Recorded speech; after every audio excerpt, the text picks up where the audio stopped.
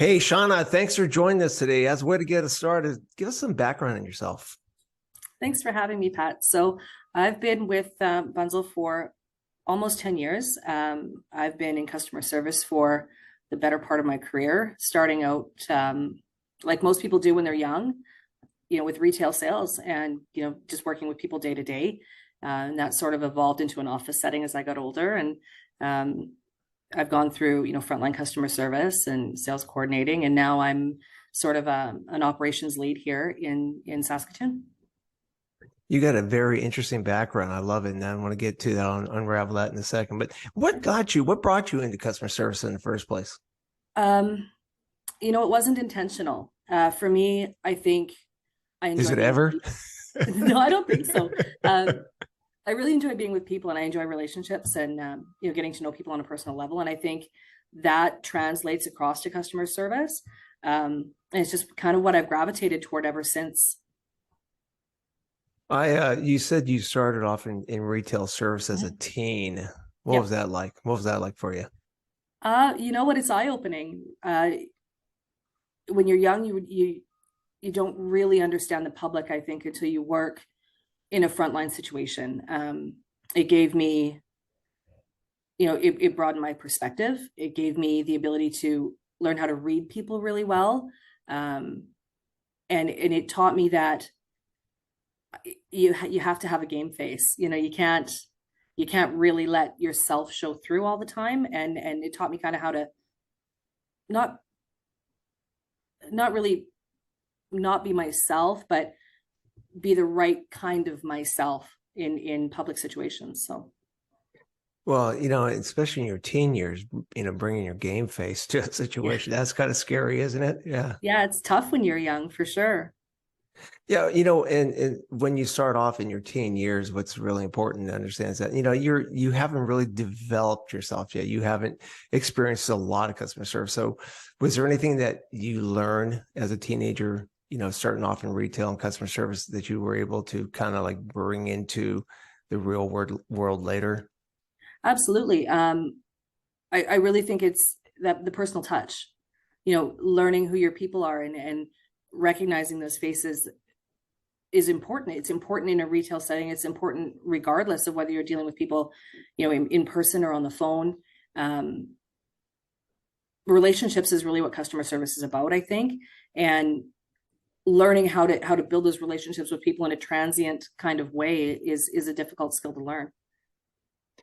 How do you, I love the fact that you brought up the relationship thing, and relationship to me, I think it's one of the most key components of being in customer service, in sales also too, obviously, but in customer service, what is it about the relationship that works for you when you talk to a customer?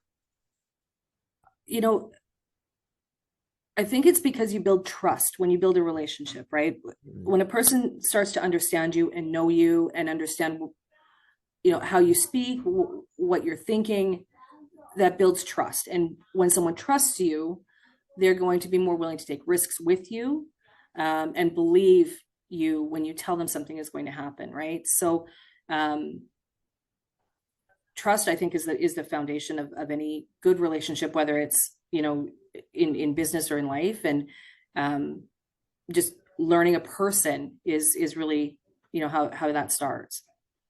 Yeah, and isn't that difficult, especially in the role of a customer service agent? You have a customer on the phone for a very limited amount of time, so you're trying to really crush that relationship, right? Try to get into that relationship. It's not that easy all the time because, Yeah. again, your time is limited. Yep. Yeah, Yeah. so is it It's interesting, like over time you build these relationships with customers, and it's those 15-second conversations that you may have 100 of them over a year before they build that trust in you, or they start to depend on you. But every touch is another step towards that relationship. So it's important to remember the previous conversation, remember the person's name, remember the important things that they tell you that they feel are important, and refer back to them when you can, right? Then they know that you're listening to them and that you're hearing what they say.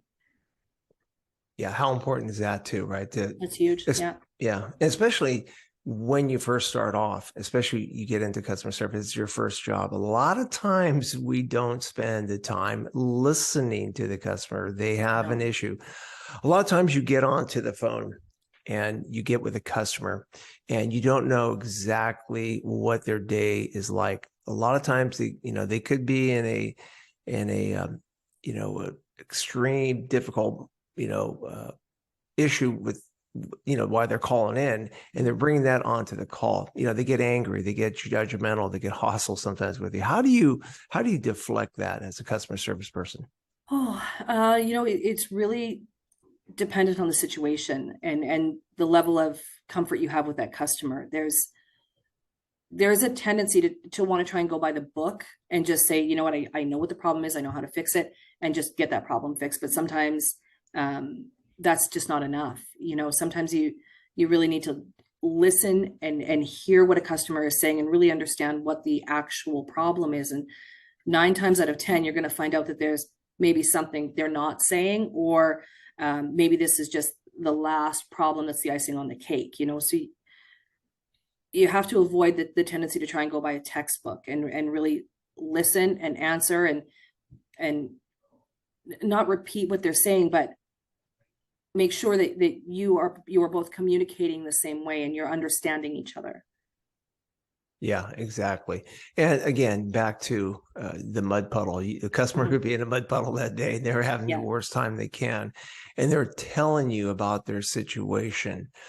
A lot of times, my opinion only, is that we as customer service agents and representatives, we tend, when that customer says, this is my issue, we kind of blow by that, don't we? We kind of miss a step there. We don't really acknowledge the customer. Yeah. You think that's true? I do, especially when you're just starting out. What I found, and I've seen it, historically throughout my career, is you're kind of given almost a plan that you're supposed to go through on a call.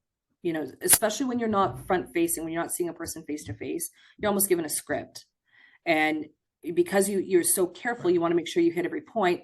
You're hitting your points, but you're not hearing what your customer is saying to you, right? So on paper, it may be like, yeah, you did 100% of the work, but your customer, if they asked, you didn't. You did 20% of the work because you didn't hear and listen and empathize to what they were saying, right? I know myself, there's nothing more frustrating than when you get on the phone with a customer service agent and you're trying to explain something, they're not hearing you. Right. We need to be able to put ourselves in the place of the customer all the time. And sometimes as customer service representatives, we don't. We forget what it's like to be a consumer, right? So I think it's important to remember how you feel in those situations, and put yourself in that customer's position. How is that customer actually feeling when they're calling you? Yeah. And to be a very effective customer service agent, you have to explore, you have to get in that discovery step with that customer, really dig deep on the problem. They may have called in with this issue, but the root of the problem is something different. Mm-hmm. And I was reading a stat earlier, and I brought this up before, that it was closer to 90% of customers that call into a call center, call in for an issue, they say that empathy from the customer service representative is paramount when you engage with the customer. And to your point about empathy, you had in some of my show notes here, I was listening, or I caught the fact that you said you worked in collections, in a collections call center. Yes. Yeah. I mean, did. did that teach you empathy and listening skills, or what? It did. It also brought me out of my shell. Actually, I think I used to be very quiet and shy, and that'll cure you in a hurry. It also taught me to go off script, and that sincerity is extremely important. You can use empathetic words, but a customer knows when you don't mean them. Right. And there's nothing worse than that, right? Nothing worse than being insincere. A customer knows, and they'll take that forward. The script portion, right? And I guess a lot of people make that mistake at first. They've run by a script, and the script doesn't work because you're right. The customer sees through it. Mm-hmm. That's when you don't build the trust, right, the credibility, respect. And we also want the rapport with the customer, and that's hard to develop if you don't get their buy-in immediately. And empathy is a big portion of that. You want to be able to, empathize with customers. So you started off as an individual contributor in this business, being a customer service agent, right? And then some point in your career, you moved into leadership. Mm-hmm. Let's talk about that. I want to know, was the transition from being an individual contributor to being more of a team contributor totally different? What was the epiphany you had during that? Actually, what this may sound a little cliche, but the epiphany is that everything in a business is customer service. It doesn't matter where you move in a business. At the end of the day, it's customer service. Without customer service, we don't have a business. I started off as a frontline counter person with the company, with GF at the time. And, I built a great relationship with those customers, with a forward-facing customer, with somebody who was in my face. And I enjoyed it. I enjoyed the challenge of dealing with different personalities. And I moved from that into a coordinating position with our sales team, where I worked more indirectly with customers over the phone and by email, but more with the sales team and kind of seeing how they interact with customers. And that it's, while different for sure, it's still customer service, and one doesn't operate well without the other. Right. And, moving into operations and now working with our frontline staff and our warehouse team, those warehouse people are still customer service. They're still dealing with their customers. They're still building relationships, and earning trust, and, making sure that things are moving in a fashion that helps the people we work with. So, I don't think I could find a position where customer service isn't important and it isn't a vital part of what I do. Yeah. And I love the fact that, you never forget your roots, right? Even if you get into leadership, especially, you want to make sure that you transition those skill sets, right? And that skill stack into what you do with leadership. I'm going to quote you here. This is a direct quote from you, right? Okay. It said, I bring a unique perspective, having bridged the gap between customer service and sales. Mm-hmm. Explain that to me. I love that. I want to know more about that. Well, everybody gets entrenched in their roles, I think. A salesperson is a salesperson, and a customer service person is a customer service person. And often I think the two sides don't see the relationship that they have with each other, or how those things overlap. I can understand where both sides are coming from when dealing with customers and the unique challenges that they have. A frontline customer service person or a call center customer service person has unique challenges because they can't, go out to where a customer is. They can't build a relationship face to face sometimes the way that a salesperson can. But a salesperson, has those different or a different point of view where they're not seeing, it may be inner workings of the company in the same way, or understanding the challenges that they're placing on their operations staff to maybe meet the promises that they've made out in the field, right? So, because I can see both sides of it, it's a unique way for me to work between the two sides and kind of build relationships with our customers in a different way, because I understand both, the back end and the front end of it. Right.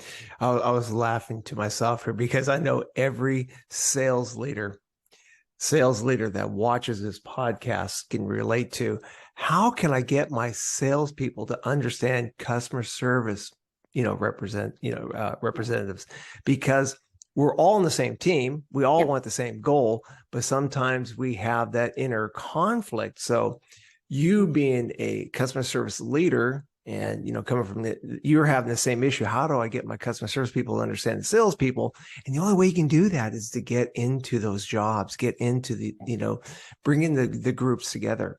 And that's what we try to do. And I try to do that a lot to, hey, have some empathy for your cohorts, because their jobs are tough. Do you want to have that job? I mean, that's a tough job. And they're probably saying sales are, tough jobs. Yeah. Yeah. I mean, that I think is the empathy, or where you start with any good organization, is bringing those two groups together. Is there anything that you, as a customer service representative, found easy? Oh, Nothing. no, you know what? Actually, when I first started out, I would have told you no. But looking back on it now, in person, face to face interaction with customers has always come naturally to me. That's been something that I've been able to fall back on even when situations are uncomfortable.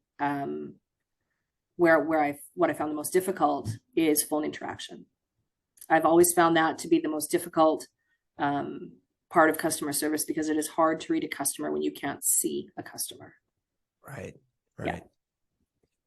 Yeah. And when salespeople are in front of a customer, you can look at them, you can tell, you can watch their body moves, you can read their language, right? And their body language and say, okay, something's going awry here. I need to, maybe ask another question.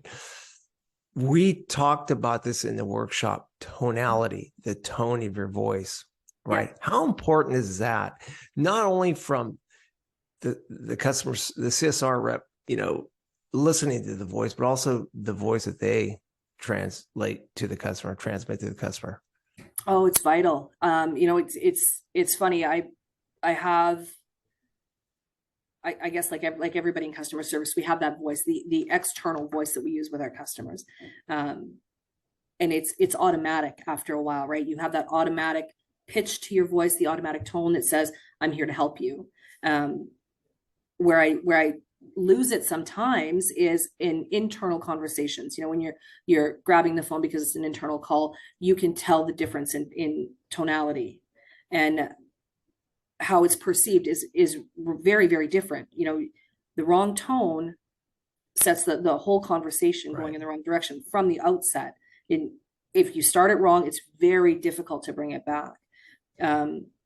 It's difficult sometimes when you're operating like we do in customer service. You're doing 10 things at once and you're multitasking all the time. It's difficult to sometimes remember when you pick up that phone, every time has to be consistent. That's the most important thing, is a consistent welcome to a customer when you're picking up the phone. We can't slip on that. That's just asking for trouble.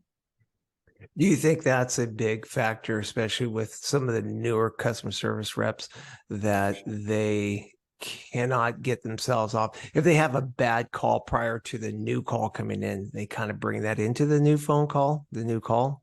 Absolutely. I saw, in my call center days, especially, it can be difficult to shake, for sure.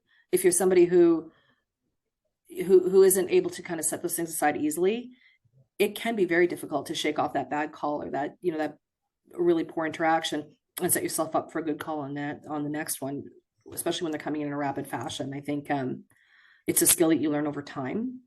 And it's something that I always tell people here is, it's not personal. We need to remember that these customers, it's not personal towards you as a human being, as a person.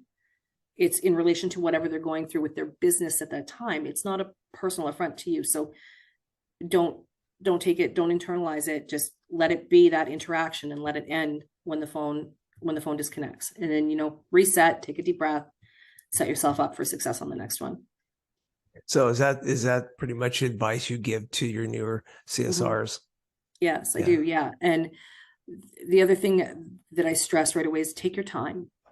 Be honest with your customer on the phone. When you're new, let them know that you're learning. When you are honest with the customer from the outset, if things take a little bit longer, they're going to understand that more when you're upfront with them and say, I apologize for any delay. I'm new and I'm learning this function, than just saying nothing and leaving that blank, dead silence that then, leads them to make their own conclusions about what you're doing on the other end. Yeah. Isn't that like human behavior, right? Learned behavior that we think we have to keep filling in the gaps, especially if it's an awkward situation. We just naturally want to fill in that extra space. And sometimes it's not good. Maybe like you say, a pause, help, bring the conversation to a head. Yeah. Do you feel that sometimes during a call that newer CSRs, I love the fact that you said a lot of times they put on their customer service voice, right? And their command, give me your name, your number, your invoice number, state the problem. And that doesn't show any empathy to the customer, No. more of a courtesy voice, right? Yeah. I think there's a difference between a transactional relationship and an actual relationship. And customers that you treat in a transactional way, there's no loyalty there. You're not building any loyalty to your company, to the brand. Like you're not instilling any relationship in them when you're acting in that way, when you're demanding information from them. We're there to serve them. We're not there to demand them, right? So we should be more cordial on the phone. We should be more patient on the phone, and more pleasant, and asking the right kind of questions and empathizing and going through those steps instead of just going by script. What's your name? What's your phone number? What's your account number? We can get that information, but we can do it in a pleasant way. Right. Right. I believe narration is a very important. I'm going to get back to pet peeves. You mentioned it earlier, your pet peeve. I'll tell you what my pet peeve is, and you can, share yours again. At the end of the day, we're all consumers, right? We get on the phone, we have to call, Amazon because something went wrong, or call Walmart, whatever we do. And my pet peeve is when somebody just says automatically, they just throw you into that chasm. Hey, I'm going to have to put you on hold. Hang on 1 second. Then all of a sudden you're going, no, don't do that. I'm going to be on here for a year. Yeah. I think narration, which I think you're really good at doing, the narration portion of it. Explain that. I think, when you explain to a customer what you're doing, it gives them a level of comfort, right? They understand that you're working on helping them solve their problems. So rather than saying, I'm going to place you on hold, I'll just say, bear with me. I'm looking up your account information right now. I apologize for the delay. I'm looking at this or that type of thing. Or if I do have to place them on hold, I explain why and, how long it'll be, and that they're going to get back to me. I'm not going to place them on hold and then have them bounce out to somebody else, right? It's important that they understand you are focused on them and you're not, brushing them off. And sometimes I think just throwing people on hold gives them the impression they're not important. Yeah. At least it does for me, right? There's nothing worse than hold, please. Right. You're absolutely correct. And in the fact that when you, and that comes with, expertise, that comes with being on the job, for a long period of time, you understand the difference. When you talk about, you want to really build that relationship with the customer. These are the small little things that you do. Just that narration part, it's so important because then the customer goes, okay, I get this. Now I'm building some rapport with this customer service rep, and they're, lead me down the path where I know somebody's going to come back and answer this phone. Those are simple little things I think we sometimes miss, right? Yeah, absolutely. We miss names. It's a simple thing to ask who they're speaking with. Who am I speaking with today? And use that name throughout the conversation so they know you're engaged with them.